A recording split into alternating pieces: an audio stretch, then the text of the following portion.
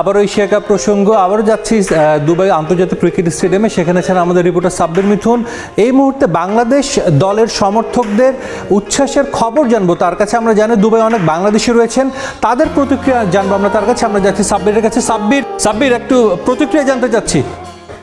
এবং আপনি যেমনটা দেখেন, আমি যদি দর্শকদের একটু দেখানোর চেষ্টা করি, দর্শকরা কিন্তু এখানে অনেক অনেক অনেক এবং তারা এমন একটা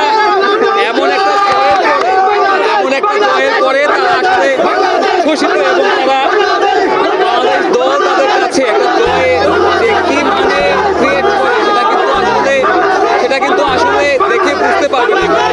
এবং এদের যে সমর্থন আসলে সমর্থন কিন্তু দেখে বোঝার উপায় নেই আসলে তারা দলকে কি পরিমাণ ভালোবাসে।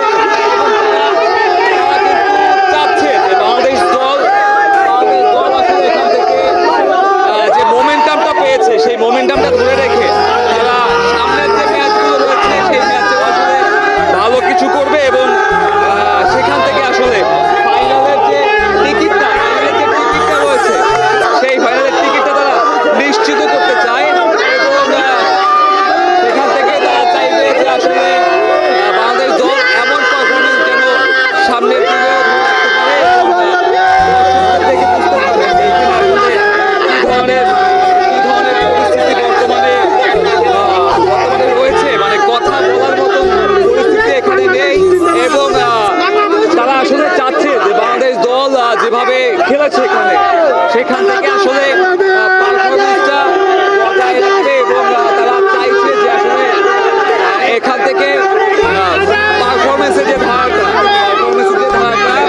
সেটা আসলে বজায় রাখবে। আমি একটু কথা বলতে চাই, কেমন দেখলে কেমন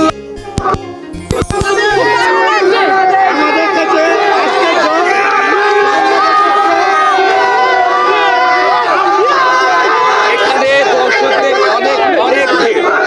অনেক ভিড় এখানে দাঁড়ানোর মতন পরিস্থিতি আসলে নেই। এবং তারা চাচ্ছে বাংলাদেশ দল যেন এমন পারফরমেন্সটা সামনের দিনেও আসলে ধরে রাখতে পারে। এবং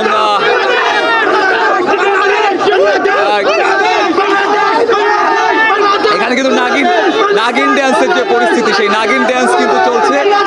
এবং এখানে দেখবেন যে দর্শক কিন্তু বাংলাদেশ সমর্থকরা অনেক বেশি, এবং প্রতিটা ম্যাচে বাংলাদেশের সমর্থকরা কিন্তু আসলে সেটার প্রমাণ দেয় যে মাঠে বাংলাদেশের দর্শকদের উপস্থিতি সবসময় একটা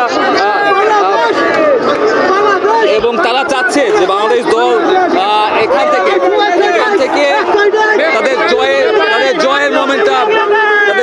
মোমেন্টামটা ধরে রাখবে। এবং বাংলাদেশ দলের কাছ থেকে আসলে দর্শকদের প্রত্যাশা অনেক, তারা চাচ্ছে যে বাংলাদেশ দল এখান থেকে যেভাবে পারফর্ম করছে বাকি যে ম্যাচগুলো রয়েছে অর্থাৎ ইন্ডিয়া পাকিস্তান ম্যাচগুলো তারা সেভাবেই পারফর্ম